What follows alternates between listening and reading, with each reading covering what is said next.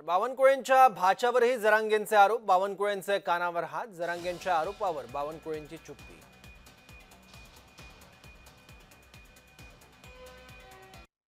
त्या पोराला लय माहिती हो,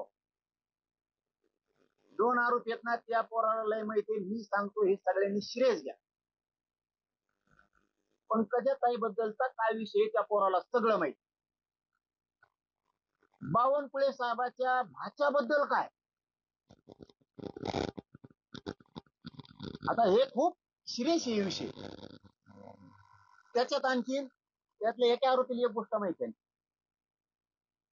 एक प्रकारे त्यांचा रोष हा ओबीसी नेत्यांकडे दिसत आहे की त्यांच्या हत्येचा कटा कुठे ओबीसी त्यांना असं वाटत होतं की माझ्यावर जो कट रचला, त्यांनी आणखी काही नेत्यांच्या विरोधात कट रचला, त्यामध्ये त्यांनी पंकजा मुंडे आणि संकेतचं नाव घेतलं।